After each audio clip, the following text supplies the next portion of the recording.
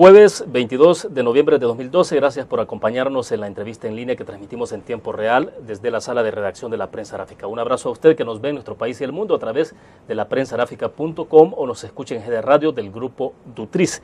Este jueves conversaremos sobre la prevención de la violencia, una medida urgente en el país que podría ayudar a detener de manera permanente la ola de homicidios que eventualmente ha disminuido tras una tregua pactada entre las principales pandillas del país. En el estado en que se encuentra este fenómeno en El Salvador hay muchas preguntas, si es posible hablar de prevención a la luz de las experiencias de otros países, si estamos desbordados o no ante una situación de violencia, cómo se puede implementar el tema de prevención de la violencia en términos generales. Pues bueno, este día nos acompaña en nuestros estudios para conversar de estos temas Pia Green, ella es coordinadora del área de prevención del delito del Ministerio del Interior y Seguridad Pública de Chile. Pia, bienvenida, un gusto. Hola William, muchas gracias por la invitación y muchas gracias a la Prensa Gráfica. Bueno, un gusto tenerla por acá, Pia.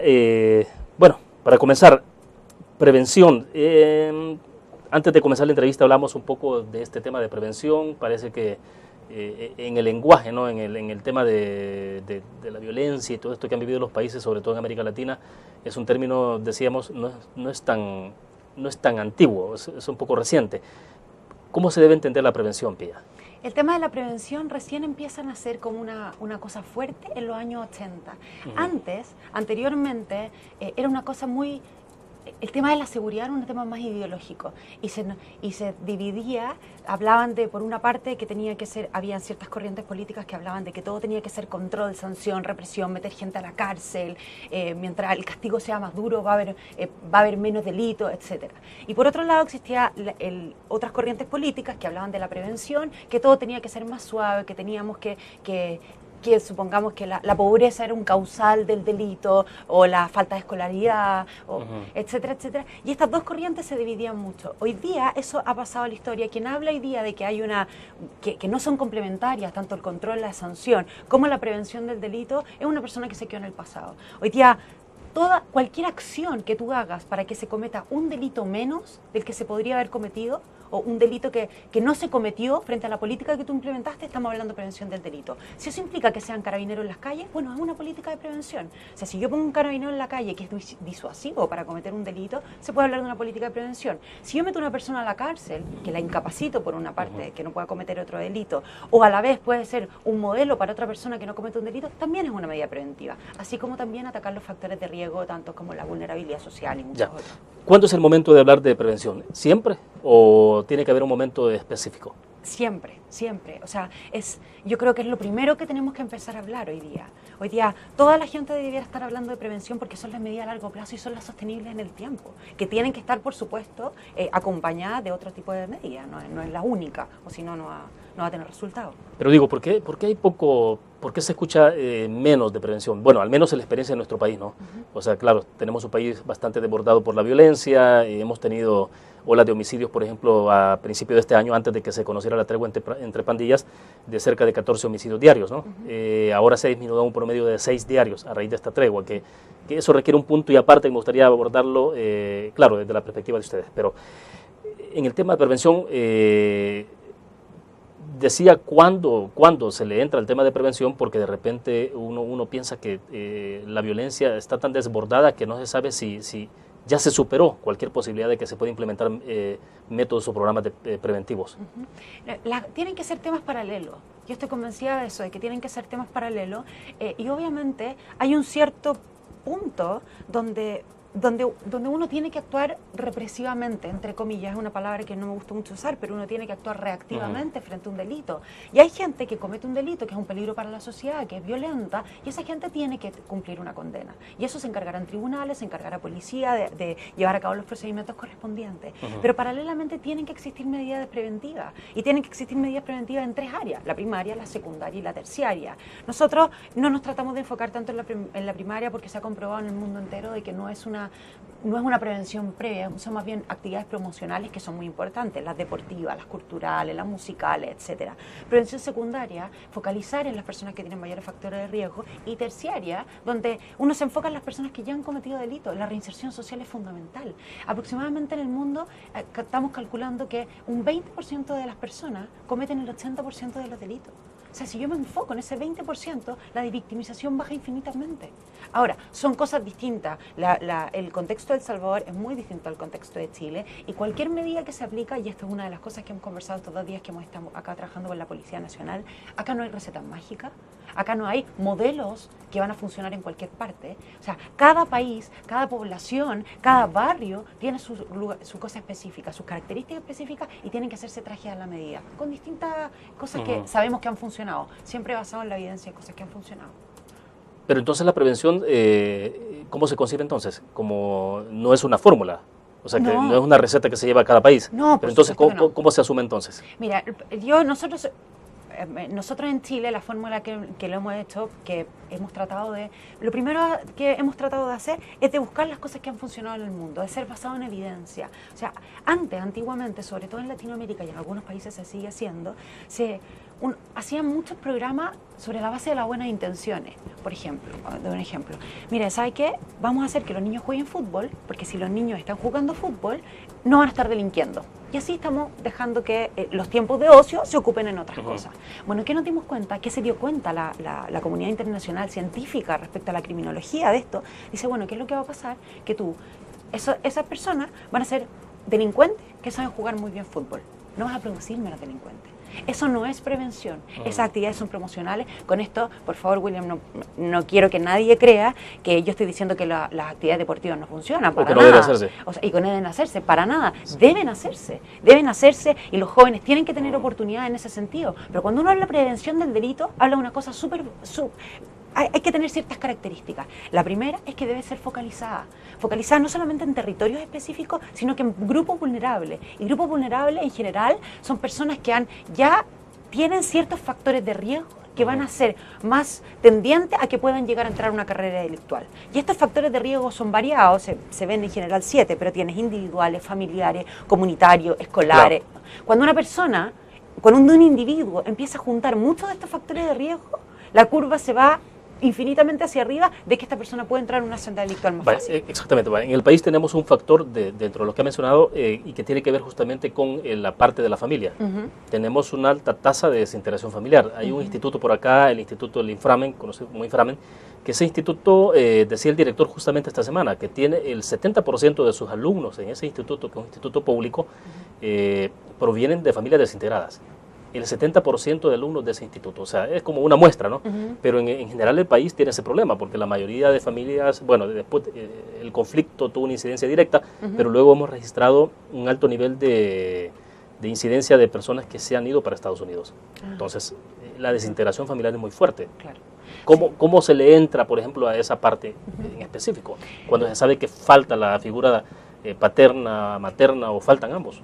Mira, la desintegración familiar, si bien puede ser un factor de riesgo, nunca es por sí solo. Ningún factor de riesgo es por sí solo. O sea, a mí me cuesta pensar, hoy día estuve leyendo la entrevista del ministro de Justicia y Seguridad Pública en la prensa gráfica, la cual me pareció muy buena, y yo estoy muy de acuerdo con el ministro donde dice, no es una justificación y yo no estoy justificando que una persona vaya a cometer un delito porque no tenga cómo comprar algo o porque tenga vulnerabilidad social. El periodista también le contrapregunta eso, porque hay muchas personas que viven en la pobreza, viven con una vulnerabilidad social alta y decidieron no ser delincuentes.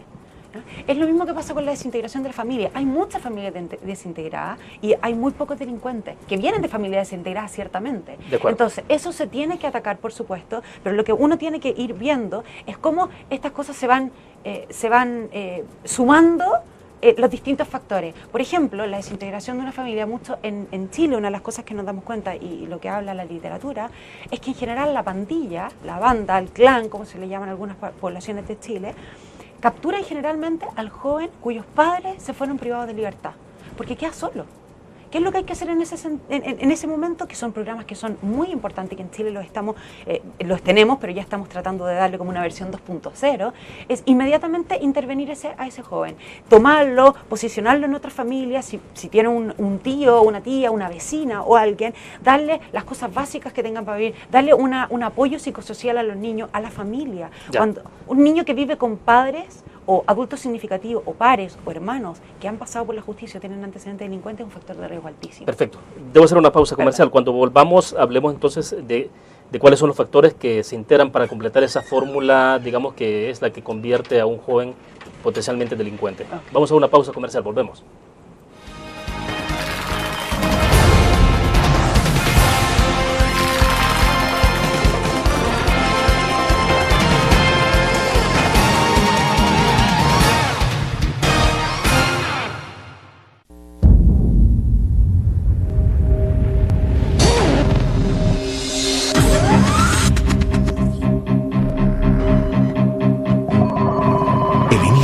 Estrategia financiera desde los negocios y la actividad económica hacia toda Centroamérica.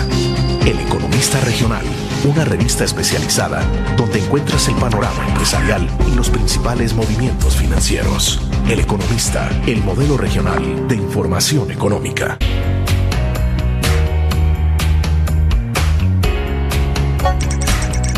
Cada momento, donde quiera que estés, te damos el mejor contenido en diferentes plataformas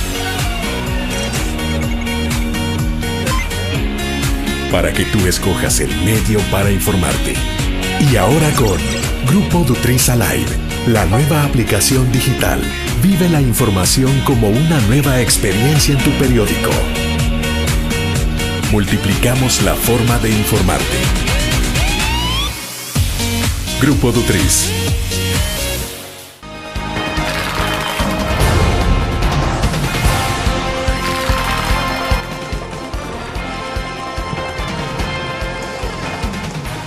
Este jueves está con nosotros en nuestros estudios Pía Green, coordinadora del área de prevención del delito del Ministerio del Interior y Seguridad Pública de Chile. Pía, bueno, nos quedamos entonces, estamos hablando del tema de desintegración familiar, pero usted nos decía en el segmento pasado, es un elemento, o sea, por sí solo el hecho de, si este fuera el caso de que solo por el tema de prevención, de desintegración familiar, muchos jóvenes estuvieran en la situación de violencia, pues estaríamos quizás perdidos, pero a ver, entonces, ¿de qué estamos hablando? ¿Qué es lo que hace la fórmula perfecta, digamos, para que termine arrastrando a un joven a una situación de violencia o involucrándose con pandillas, por ejemplo?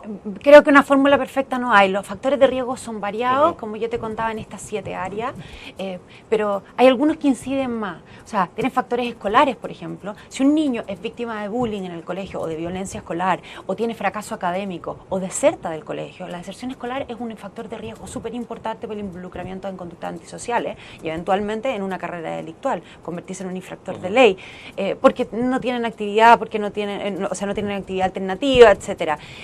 La situación familiar, ser víctima de violencia intrafamiliar, y no solamente, sino ser testigo de violencia intrafamiliar, también es un factor de riesgo súper importante.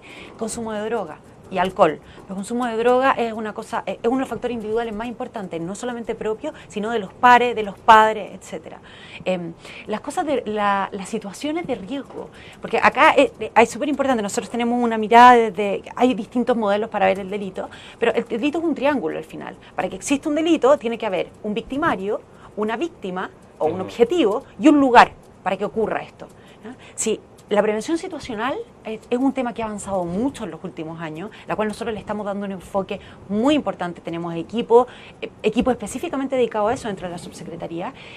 También son los lugares que son propicios para el delito. La falta de iluminación, que haya lugares trampa, que ahora estamos poniendo alarmas comunitarias, cámaras de televigilancia y cosas mucho más sencillas. O sea, que la comunidad esté mirando que haya un control social informal. Antes se pensaba que mientras uno más se tapara, era mejor. Los castillos eran fortaleza en la antigüedad. Hoy día la casa mientras más limpia, mejor. O sea, que hayan rejas, que uno pueda mirar hacia adentro, que los árboles estén cortaditos, que no haya mucho, porque así es como ocurren, porque hay como una oportunidad de hacerlo. Todas esas cosas van permitiendo. Tiene que haber una oportunidad para que ocurra un crimen. Porque los delitos se cometen en cierto horario. Hay objetos que son más robados que otros. Hay víctimas que son más victimizadas. En Chile, el 12% de las víctimas concentra el 60% de los delitos. ¿Ah? Entonces, el delito es predecible, por lo tanto, es prevenible. Y eso hay que tenerlo súper claro. Podemos prevenir el delito. y nosotros estamos trabajando para eso. Ahora, ¿en qué momento Chile entra a esta parte de fortalecer mucho la prevención? Es decir, porque ustedes no han tenido una situación de extremo como lo que tiene El Salvador, pero ¿en qué momento se encienden las alarmas o las alertas en Chile? Ahora, depende lo que me dice usted respecto a que no tenemos una situación extrema. Nosotros en los índices internacionales estamos bastante altos en lo que es delito contra la propiedad. El 80% de nuestro delito es contra la propiedad. El hurto, el robo con fuerza, robo de vehículos, de accesorios de vehículos. En el sentido de los homicidios, contra las personas, los delitos violentos, estamos mucho más bajos y eso es una tranquilidad, pero los otros también se han disminuido bastante. Por lo menos desde esta administración, hemos tenido una baja considerable en los delitos, lo cual ha sido. ¿Cuándo empieza el tema de la prevención? Creo que fuertemente empezará hace unos 7 años en Chile, pero periódicamente se va viendo, se va estudiando el tema afuera, empezamos a ver la experiencia internacional, cómo ha ido avanzando, pero este tema toma tal relevancia que hace un año la institucionalidad cambia para darle un rol específicamente relevante. El Ministerio del Interior antiguamente pasa a ser el Ministerio del Interior y Seguridad Pública, por lo tanto existe una persona a cargo de la seguridad pública que es el vicepresidente del país. En el minuto que el presidente no está por la razón que corresponda, el vicepresidente pasa a ser el Ministro de Interior y Seguridad Pública. Y la División de Seguridad Pública, que era un programa antes, que estaba de acuerdo a que si le daban plata o no le daban plata para el año siguiente, pasa a ser una subsecretaría. Y la Subsecretaría de Prevención del Delito, en la cual trabajo yo, pasa a ser un rol súper relevante en el tema de prevención. Entonces se le empieza a entregar más presupuesto, se le empieza a dar facultades, se le da funciones y sobre todo para que todas las instituciones que hagan política respecto a que puedan contribuir a la prevención del delito. Por ejemplo, el Ministerio de Educación hace cosas que por supuesto que disminuyen a la prevención del delito. Nosotros podamos coordinar todas estas acciones y encauzarlas para que exista una prevención de la violencia y la delincuencia. Ya, pero vuelvo entonces con la pregunta. Un causal, digamos, desintegración familiar es un causal o que empuja a un joven, lo establece en una línea de riesgo, pero estamos hablando entonces desintegración de la familia, el alcohol, de las drogas, sí. O sea, tiene que haber toda esa mezcla de factores como para que puedan establecer o tener a un joven en la línea de riesgo entonces, o llevarlo al extremo. Claro, o sea, los factores de riesgo de por sí solos no van a hacer que un joven cruce la línea. Obviamente que esto tiene que ver también con un factor individual y una persona puede estar con muchos factores de riesgo, pero si no cruza la línea de convertirse en un infractor, no lo va a hacer. No es obligatorio que sea porque tiene muchos factores de riesgo, pero sí te va a dar mayor prevalencia que eso suceda. Te va a dar mayor posibilidad de que eso suceda. Entonces, aquí la prevención primaria, la prevención temprana es fundamental para que esos factores de riesgo se van disminuyendo. Y por otra parte, aumentar los factores protectores, que es la familia bien constituida, que es el no uso de alcohol y de droga, que todas las cosas que protegen la comunidad. La prevención comunitaria hoy en día ha tomado mucha relevancia. La comunidad con cohesión social, con eficacia colectiva, que se cuidan entre los vecinos. Eso es muy importante. Antes todos nos replegamos porque pensábamos que el vecino... Hoy día, compartir el teléfono con el vecino, saber qué es lo que está haciendo, que las personas sean vigilantes naturales, es una cosa que ha avanzado mucho también en esto. Pero se requiere de generar mucha cultura. Le decía en el corte comercial, por ejemplo, tenemos el caso de Nicaragua, con el tema de la pobreza, que antes se hablaba mucho de que la pobreza estaba vinculada directamente al tema de la violencia y... Eso, bueno, de repente ha cambiado. En Nicaragua se tiene una situación de pobreza mucho más alta, las tasas de pobreza son más altas que en El Salvador y sin embargo tienen unos niveles muy bajos en términos de índices de violencia o de homicidios. Pero uno piensa, bueno, pero entonces en la parte comunitaria, ¿cómo se debe actuar? Porque en Nicaragua sí tienen un esquema que, debo entender, le funciona desde la época de los sandinistas, de la época de la Revolución Sandinista en 79, en donde tenía que ver con el involucramiento de las comunidades en todo el tema de vigilancia. Y eso ha seguido funcionando todavía, o sea, la interrelación que hay entre la familia y las comunidades, justamente con lo que usted dice. Pero en el país tengo la impresión de que estamos bastante distanciados en ese tema, por ejemplo, en la parte comunitaria. Incluso tengo la impresión de que la misma policía está no está muy cerca de las comunidades. Sí, la parte comunitaria es una cosa fundamental para que exista esta eficacia colectiva. Y muchas veces la gente se repliega cuando tiene miedo. Y está directamente relacionado la victimización y el nivel de violencia con el miedo de la población. Muchas veces hay estas teorías que dicen que los medios de comunicación le meten mucho miedo a la gente, porque la verdad es que eso como ha quedado un poco atrás. Hoy día sabemos que la victimización está relacionada al miedo, y cuando la gente tiene miedo se repliega y tiende a no colaborar con los otros. Entonces, eso puede también tener que ver con el repliegue de la comunidad en El Salvador frente a Nicaragua. Como usted me cuenta, información con la cual yo no contaba, que Nicaragua tiene una victimización bastante menor. Es muy importante que estas cosas comunitarias, pero de parte del Estado, lo único que podemos hacer es poner a disposición los medios para que esto resulte. No hay fórmulas mágicas para decirle a la comunidad que participe. La comunidad solamente va a participar cuando ve que nosotros le damos algo sostenible en el tiempo y que el Estado va a hacer algo para que esto funcione mejor, que es lo que conversamos con la policía. El tema de policía comunitaria, que usted dice que la policía de El Salvador puede no estar tan cercana, yo me he llevado una impresión bastante buena. Estamos acá, aprovecho de agradecer a la Embajada de Chile que nos invitó acá a dar un seminario, un taller con la Policía Nacional Civil de El Salvador en temas de policiamiento comunitario, y me llevo una muy buena impresión de lo preparados que están. O sea, a mí me entregaron un manual de policía comunitario muy completa, con mucha experiencia internacional y que han avanzado mucho. Tuvimos un intercambio de experiencia muy bueno. Nosotros estamos bastante incipientes en el tema de policía comunitaria. Nuestra policía es una policía uniformada, mucho más militarizada en Chile. Pero estamos avanzando, estamos haciendo algunos programas pilotos. Lo que nosotros sí tenemos son muchos programas de prevención en los cuales la policía cumple un rol fundamental. Porque no es solamente que la policía vaya a la comunidad y la ayude y sea cercano. La policía tiene otro rol que cumplir también. Primero con los datos. Los datos, o sea, el dato que tiene la policía es fundamental. Y el dato que tiene la policía sumado al de la comunidad también es fundamental para poder atacar y también acercarse a cualquier de la política pública, focalizarla. Perfecto, debo hacer una pausa comercial. Cuando regresemos, bueno, pero entonces la parte de la confianza es fundamental. Es decir, una policía que se acerca a la comunidad, eso lo logra en tanto hay mucha confianza, hay mucha credibilidad del policía, ¿no? Sí. O sea, y el tema de la impunidad, el que pueda haber un poco de asepsia en el trabajo policial con el tema del delito. Bueno, hablemos de ese tema después de la pausa comercial. Volvemos.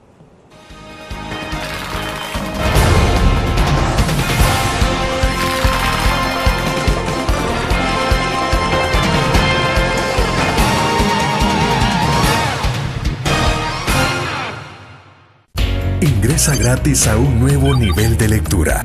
Desde tu computadora, busca en nuestra página web el link del kiosco LPG. Regístrate y listo. Escoge tu lectura.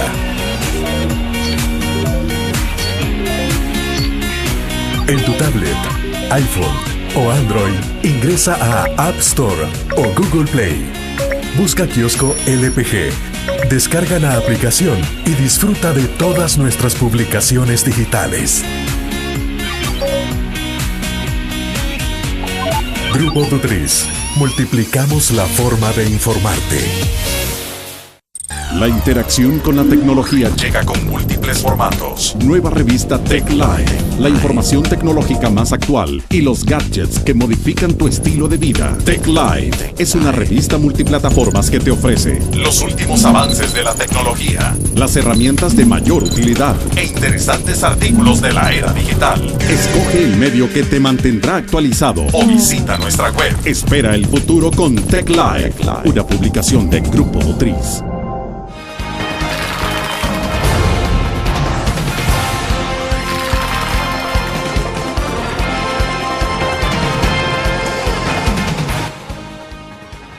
Bueno, Pía, entonces decía en el segmento pasado un poco sobre la inquietud de cómo tener una policía que tenga credibilidad en la población. Eso debe ser clave, ¿no? Porque cualquiera que pueda poner una denuncia tiene que ir a una delegación a colocar una denuncia, saber que el policía que lo está atendiendo no está involucrado en delitos, o alguien por ahí que va a pasar información a las pandillas o a quien sea. Esa parte es esencial, o sea, ¿cómo están ustedes en esa parte? La verdad es que Carabineros de Chile es la institución más respetada y más valorada del país. O sea, estamos hablando de una institución incorruptible, podríamos decirlo. O sea, la gente, es un honor participar, ser un Carabinero de Chile, y la gente tiene mucha confianza en Carabineros. Entonces, lograr eso es una tarea institucional, yo creo que de largo plazo. Yo no sé cuál es el nivel de aceptación de la Policía Nacional, que es muy nueva. hasta donde tengo entendido tiene 20 años solamente. Exacto. Pero lo poco que he logrado conocerlo y hasta dónde hemos llegado con este seminario que tuvimos, me parece que están intentando hacer un rol de acercamiento bastante bueno. Ahora, lo que conversábamos en la pausa también, yo no tengo muy claro si es bueno que el mismo policía que tiene la labor de control y sanción, digámoslo como represivo, sea el mismo policía comunitario. Porque la persona al ir a donde la policía comunitaria va, le entrega alguna información, quiere confiar en esta persona, pero si es el mismo policía el que después la va a ir a tomar presa o tiene la facultad de tomarlo preso, eso puede producir algún tipo de desconfianza o que uno al menos no quiera contarle cosas porque bueno, después me puede salir para atrás. En Chile... ¿Cómo se trabaja entonces esa parte? Porque no se va a preparar a toda la policía en la parte comunitaria. Claro. Entonces, hay que tomar algunos elementos de una delegación, hay que formar una división, o sea, ¿qué es lo que hay que hacer? Como te vuelvo a decir, yo creo que no hay fórmulas mágicas en esto y todas las experiencias son distintas. Nosotros en Chile lo que estamos haciendo unos pilotos donde dentro de la policía hay ciertas personas que se están capacitando en un área comunitaria. En Chile, por ley, la policía tiene que actuar frente a un delito, frente a la flagrancia, por ejemplo, tiene que recibir denuncias, tiene que ir a procedimientos. Por lo tanto, el rol de este nuevo policía comunitario, que se llama Modelo de Integración Carabineros Comunidad, MIC, este rol es prioritario, si bien no exclusivo, pero sí se le pone algún distintivo. Supongamos tienen aquí un parche que tiene un rol distinto, o sea, se nota que es un policía comunitario, andan en un furgón que es distinto al de la policía normal, entonces la gente lo reconoce y sabe que este policía, a pesar de ser un carabinero que tiene toda esta institucionalidad por detrás y que tiene que cumplir con cierto rol, está como más enfocado a lo otro. No creo que haya que hacer carreras paralelas, pero sí puede ser una especialización específica donde los policías que quieren acceder a estos equipos pueden tener que la población lo vea distinto. Ahora, yo creo que también esto tiene que ver con la rendición de cuentas que el policía da hacia la comunidad. La confianza va por ahí, que sea sostenible en el tiempo, que si yo voy a decirle a la comunidad que voy a ayudarlos en ciertas cosas o que voy a entregarles ciertos servicios, que se entregue, o sea, que la población pueda verla. Nosotros, me escapo un poco del policía comunitaria, pero me gustaría contarle, nosotros recién estamos implementando el sistema de Nueva York con el Tolerancia Cero, que es el CompStat, Nueva York. Acaba de salir un libro bastante interesante, cuento un poco lo que dice el libro, que dice que de todas las acciones que se implementaron con el Tolerancia Cero, la que funcionó fue el policiamiento, orientado específicamente a los problemas, que es como el POP de Estados Unidos. Entonces, esta teoría CompStat, nosotros la adaptamos a Chile, por supuesto, no se puede implementar nada exactamente, que se llama STAT, el Sistema Táctico de Análisis Delictual. Y consta de reuniones donde se juntan los altos mandos, incluso con el ministro, con nuestro subsecretario, con la policía de la calle, de los cuadrantes y de las comisarías, y analizan todo lo que está sucediendo, ven los mapas, ponen puntitos, saben dónde están los hotspots y hacen estrategias para llegar a la población. Y esto, uno lo puede ver en internet. Como semanalmente sale la foto del comisario, y semanalmente te dice cuánto ha disminuido cada uno de los delitos. Entonces ahí tú tienes una rendición de cuentas. Porque después sale en el diario y dicen, miren, ¿sabe qué? La comuna de... No quiero dar un nombre porque me puedo estar equivocando medio a medio, pero la comuna de cualquiera ha aumentado su delito en el último tiempo. Bueno, los altos mandos le van a pedir rendición de cuentas al señor y dice, bueno, usted no está disminuyendo los delitos, no le está cumpliendo a su población. Y cualquier persona, de hecho ayer lo estábamos viendo con la policía desde acá de San Salvador, nos metimos, bueno, ¿qué comuna quiere ver usted? Vimos el mapa, vimos dónde estaban los delitos y vimos cómo había disminuido. Esa rendición de cuentas es importantísima porque la población le va a exigir a la policía. Ahora, Pía, una cosa es que el policía comunitario puede tener ciertos distintivos que la comunidad identifique quién es el policía comunitario y quién no lo es. Sí. Pero, ¿cómo actúa el policía comunitario ya en esa relación directa con la comunidad? ¿De qué manera? ¿De qué manera es la interacción que tiene? Yo creo que el policía comunitario debe acercarse él a la comunidad, o sea, ir casa por casa, conversando con las personas. En Chile, para el Plan Cuadrante, cuando empezó el tema del policía comunitaria muy incipiente, anterior al MIC, en las calles, donde salen los nombres de la calle, Avenida Kennedy, por ejemplo, abajo sale el celular del delegado Cuadrante. El celular, hay flyer como estos volantes que se entregan en las calles donde sale el celular de la persona, del policía que es el delegado del cuadrante. El cuadrante es un poquitito más chico que el barrio y se define para que la policía pueda llegar a mayor cantidad de gente. El policía tiene que hacer un acercamiento, tiene que ir donde las personas y no tiene que ir con una ficha inmediatamente, por ejemplo, ¿no? Hacerles preguntas, sino acercarse, contarles, decirle cuál es su rol, decir que ¿por qué está él ahí? Que están para protegerlos, para servirle. Ir haciendo una... O sea, no ver a aquel policía que llega única y exclusivamente cuando hay un delito, que aparece el Por policía supuesto. o que la patrulla Claro. pasa constantemente, pero pasó. O sea, en su Claro. vehículo o en su bicicleta, en lo que sea. Exactamente. Tiene que entrar más con la comunidad. Exactamente, sí. Yo creo que tiene que y si es posible irse a tomar un café con la familia, es ideal. Y pasar por todas las casas, no solamente por algunas, porque si no, si pasa solamente por algunas y después alguien dice algo, van a decir, esta persona está diciendo, denunciando a los demás. Exacto. Tiene que pasar por todos tienen que conocerlo. Tienen que saber dónde está, qué es lo que hace, cuál es su rol, que le puedan llegar las denuncias. Nosotros, sumados a este tema directo, implementamos un nuevo programa, se llama el Denuncia Seguro, son llamados anónimos donde se pueden dar también información sobre delitos. ¿Ya? No tiene mucho que ver con la policía comunitaria, pero es importante porque es absolutamente anónimo. Entonces también cuando la policía se acerca a las personas, tampoco se duda de que la persona pueda estar denunciando algo porque puede hacerlo a través de este otro canal. Entonces eso también ayuda mucho a la confianza de las personas. Yo creo que la confianza va por eso, del acercamiento que entregue el policía, pero a la vez de la rendición de cuentas, o sea, que sea sostenible la relación que tengan. Pero volvamos, hay que tener a un policía también alejado de la comisión de delitos, el involucramiento de policías en hechos delictuales, ¿no? En la corrupción, en la posibilidad de que un policía reciba dinero por una infracción cometida. Absolutamente. No, esa parte siempre es compleja, ¿no? Pero siempre, me imagino que en todas las policías del mundo. Esa yo creo que tiene que ver primero con los sueldos, la formación de los policías, el servicio público que tiene, o sea, la vocación de servicio que tiene el policía. En Chile, como yo le contaba antes, la policía tiene un nivel de valoración en la población y de corrupción mínimo. O sea, si hay un caso de corrupción en Carabineros de Chile, en Policía de Investigaciones, se sabe rápidamente, es noticia inmediatamente. Entonces, nosotros que somos periodistas, o sea, es noticia inmediatamente porque pasa muy poco. Y cuando es noticia, sacan inmediatamente y se dan las bajas que corresponden inmediatamente para que la institución se mantenga intachable. Carabineros de Chile me atrevo a decir que es una institución absolutamente intachable. De acuerdo. Hacemos otra pausa comercial. Regresamos.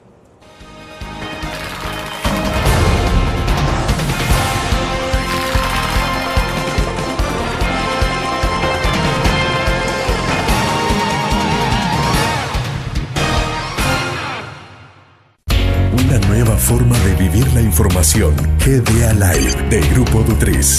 Ingresa a App Store o Google Play y descarga gratis la aplicación GDA Live. Ahora busca en nuestros periódicos y revistas los iconos de GDA Live. Enmarca la imagen dentro de tu pantalla para animarla. Toca 2 veces la imagen para vivir la información en pantalla completa.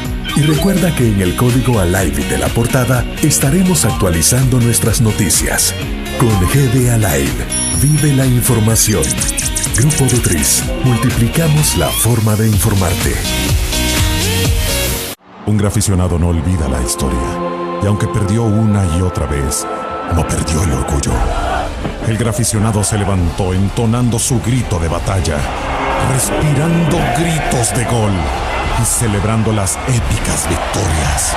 Un graficionado cree en la magia de la camiseta y mantiene viva la ola de fe, porque el graficionado sueña con volver a un mundial.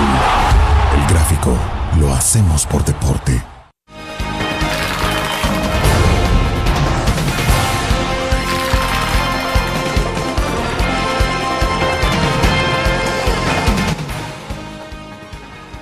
Bueno, Pía, en el país, justamente en este momento está en desarrollo desde marzo de este año, está en desarrollo una tregua pactada entre las principales pandillas. En esto el ministro de Justicia y Seguridad ha insistido en que se trata de un acuerdo entre pandillas y que el Ejecutivo ha entrado nada más como facilitador de este proceso. Bueno, ahí hay toda una discusión porque periodísticamente incluso algunos sectores de la sociedad de este país tienen la suspicacia de que se trata de un acuerdo que ha sido protagonizado por el Ejecutivo. Pero bueno, más allá de eso, lo concreto es que en el país tenemos menos muertes.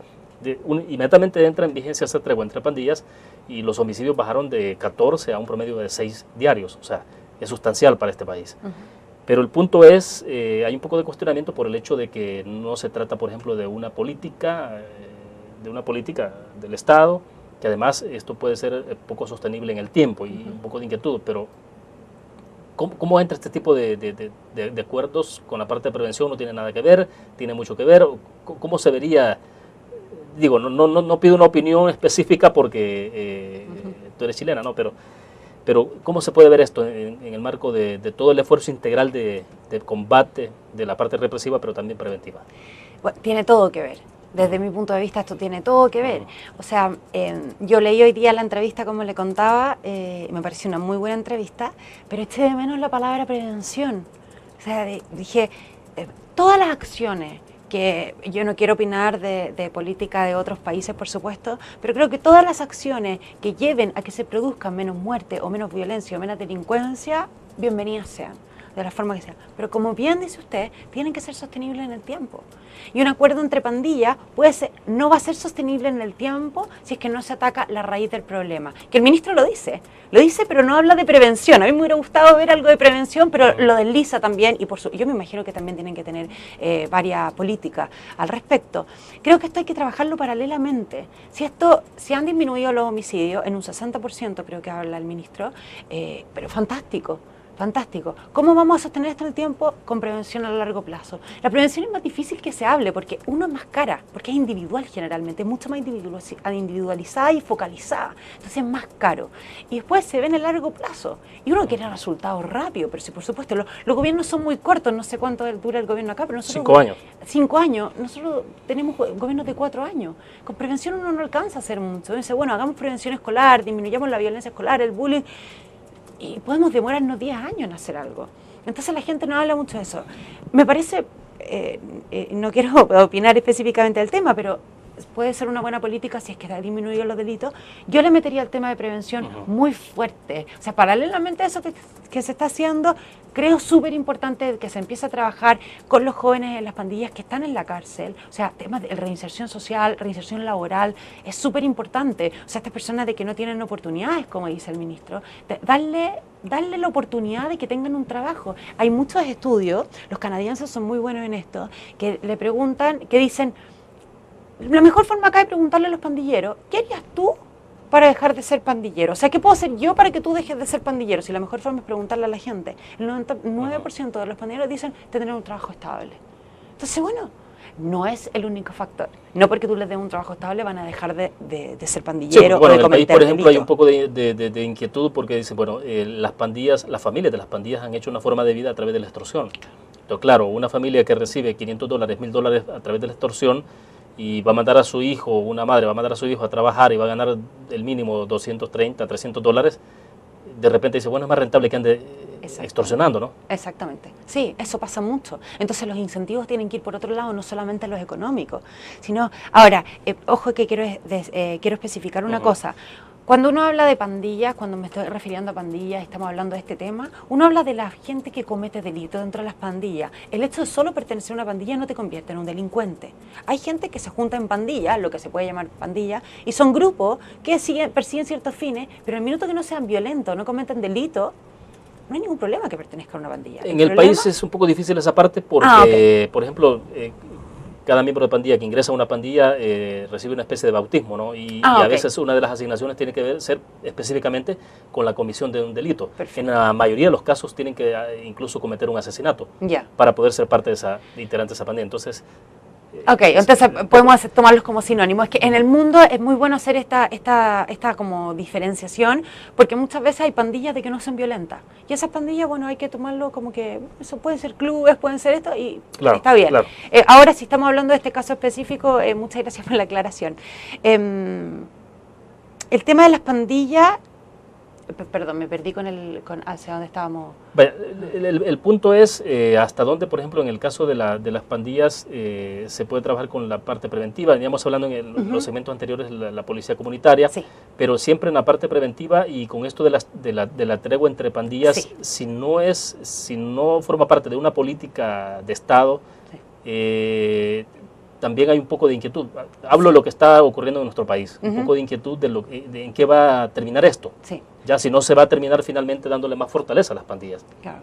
No, por eso, retomo el punto de antes. Si no trabajamos con los jóvenes que están en las pandillas, o sea, Los jóvenes los que han cometido un delito son un peligro para la sociedad y cometen delitos violentos tienen que estar en la cárcel, tienen que cumplir su condena, tienen que cumplir la sociedad por lo que hicieron, pero hay que trabajar con ellos, no hay que dejarlos solos. La cárcel muchas veces se convierte como en una universidad de productores de delincuentes, porque aprenden cosas. Nosotros estamos implementando un programa de reinserción que ha sido bastante exitoso en Chile, donde hemos disminuido la reinserción en delito en un 30% comparado con grupos de controles, y los jóvenes que han cometido algún tipo de delito, además que tienen que cumplir con ciertas cosas, porque uno tiene que darle alguna exigencia, no es llegar y entrar a estos programas, porque uno puede llegar a poca gente, son muy caros, pero en verdad han encontrado una nueva forma de vida.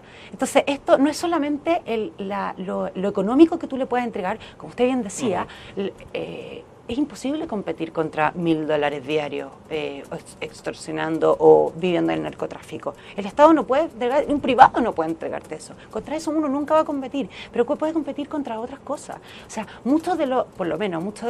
en Chile en general las pandillas se asocian al narcotráfico. Muchas de estas familias narcotraficantes, que muchas veces son los que hacen los delitos violentos, no quieren que sus hijos vivan de esto. O sea, hay una cosa como de dignidad, del buen vivir, que quieren que sus hijos sean personas honestas, que les vayan al colegio, los obligan a ir al colegio. Igual los niños terminan escapándose muchas veces, pero mucho más allá que la recompensa económica que va a tener un trabajo, sino que es un cambio como de pensamiento el que hay que producir con esto. Y por eso se necesita intervención individualizada. Absolutamente, no es solamente como decir que vayamos a cambiarlo a todo.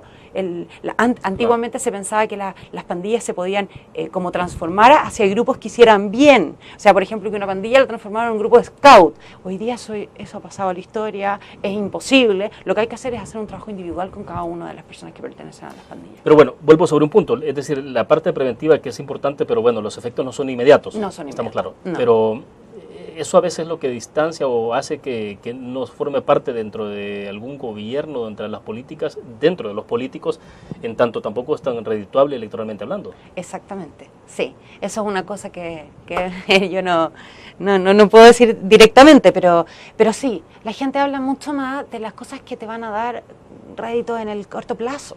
Entonces, obviamente, o sea, lo que se ha logrado ahora en El Salvador a partir de este año es una cosa, pero es fantástico. Y todo el mundo está hablando de esto. O sea, el ministro en verdad se merece un gran reconocimiento por lo que se ha hecho.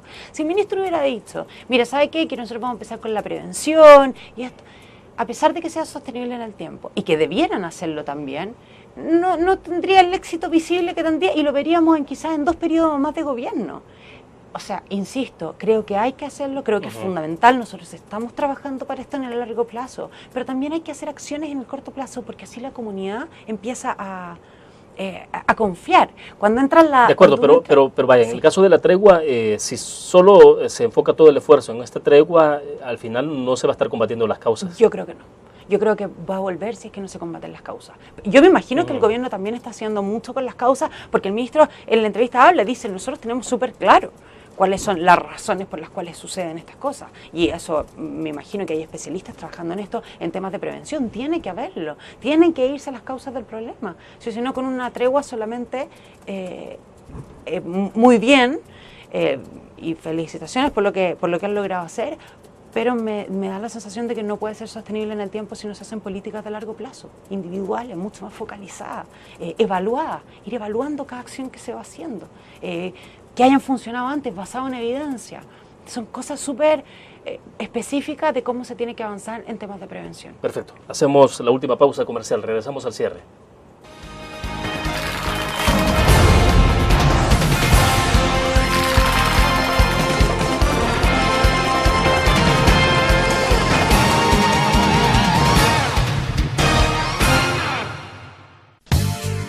El ascenso en sus negocios depende de mucha información. El Economista es la primera y única revista que analiza el mundo de los negocios, convirtiéndose en la fuente de consulta de los principales acontecimientos financieros y económicos de la región centroamericana. Será su referente de la actividad empresarial. Le deseamos un feliz viaje de negocios. El Economista, el modelo regional de información económica. Learn, la revista más innovadora y moderna de todos los tiempos. única en su estilo, creativa, un espacio exclusivo y reservado de entretenimiento y diversión, llevada al máximo. Blur. Time Out Movie. Lo mejor de la cartelera. Art. Shopping. La guía de la moda. Go. Viajes cortos fuera de la ciudad. Blur.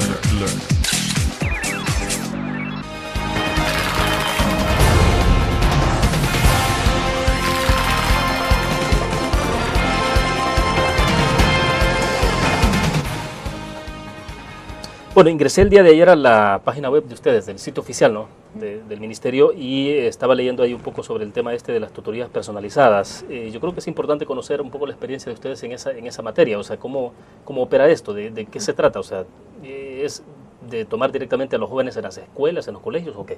Exactamente. El tema de violencia escolar es un tema que, al menos en Chile, ha tomado mucha importancia. Las últimas encuestas han demostrado de que la violencia ha aumentado y sobre todo hay mayor presencia de armas en los colegios. Tampoco es una cosa generalizada y para asustarse mucho, pero es una cosa que hay que tener ojo y que hay que tener cuidado, porque es un factor de riesgo importante. Así, aquí lo que hay que tener súper claro es que muchas veces las cosas que pasan dentro de los colegios no son consideradas delitos porque son son menores de edad, pero en el mundo adulto son hechos constitutivos de delito. Y el día de mañana van a subir la victimización y puede ser que estos niños entren en una senda delictual. Entonces hay que pararlo rápidamente. Nosotros como Subsecretaría de Prevención estamos llevando a cabo un proyecto que se llama Tutoría Personalizada, en el cual ahora estamos llegando a poquitos colegios porque nuestro presupuesto es bastante acotado, esperamos expandirlo un poco más a medida que vaya funcionando. Es un proyecto que lo que hace es agarrar a niños entre quinto y séptimo básico, no sé cuál es la relación con Salvador, pero en esos cursos se les aplica una encuesta y se ve cuáles niños dentro del curso tienen mayores factores de riesgo asociados a la violencia escolar. ¿Ya? Y esos niños se toman los 15 con mayores factores de riesgo, les ponemos unos tutores que los tratan y durante 4 meses, un semestre, 4 meses para que disminuyan esos factores de riesgo, aumentarles los factores protectores. Y después se hace una evaluación post con todos los niños para ver cómo aumentó o cómo disminuyó esta. El año pasado tuvimos nuestra primera experiencia y los resultados preliminares fueron bastante positivos. Y este año esperamos que también lo sea, por lo menos los colegios estaban muy felices con la experiencia. Tenemos que ver la evidencia si es que funciona, por supuesto, pero para el próximo año tenemos un desafío aún mayor. Estamos planificando un programa de prevención de violencia escolar. Es un programa que está basado sobre un programa que ya se aplicó en Chile, que se llamó el programa Paz Educa, que tuvo una evaluación de impacto positiva, que es de la Fundación Paz Ciudadana, que es una fundación muy reconocida en Chile, un centro de estudio en materia de temas de delito y de justicia. Estamos haciéndolo a medias entre la Subsecretaría de Prevención del Delito y Fundación Paz Ciudadana. Es un proyecto más ambicioso que va a llegar a más niños, que va a ser al final como un manual. Un manual hecho para los encargados de convivencia del colegio, que por ley debieran existir, la nueva ley de violencia escolar, y el manual que les va ayudando al encargado de convivencia del colegio a realizar ciertas acciones para que los niños para que disminuyan sus factores de riesgo, etcétera, para prevenir la violencia. Exacto, pero todo esto después de que han hecho una especie de perfil de este joven, de este niño. Es decir, han hecho un perfil de dónde vive, en qué condiciones vive, con quiénes vive, ese tipo de información básica. En las tutorías personalizadas sí. En el programa de prevención de violencia escolar es más universal, es para todo el colegio. Está enfocado a los colegios municipales solamente, que son los colegios estatales, que reciben subvención estatal. No enfocado solamente a ellos, en verdad, se ha enfocado a todos, pero se enfoca más en cierto perfil donde están la mayor violencia escolar, los mayores casos de bullying, etcétera. Este es un programa personal, es más universal. La tutoría personalizada sí cumple con las condiciones que usted me dice, pero el otro no, llega a todos. Pía, ¿cómo hacer con un estudiante, con un joven que está en una condición de riesgo y donde vive, justamente vive en una comunidad de riesgo? O sea, ¿cómo se hace para intervenir ahí?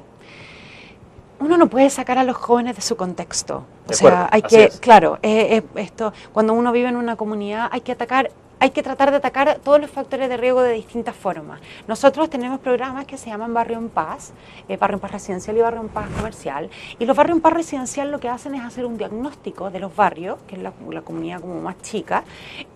Hacemos un diagnóstico y vemos cuáles son los factores de riesgo más importantes que hay, si son comunitarios, si son escolares, si son esto, y ahí vamos atacando y invertimos cierta cantidad de plata en proyectos, enfocándonos en los que son prioritarios en eso. Entonces uno va viendo, hay algunos que tienen comunitario, entonces bueno, uno se enfoca en el comunitario y hace programas de mediación comunitaria, de justicia local. Si es en el colegio, bueno, ataca el colegio.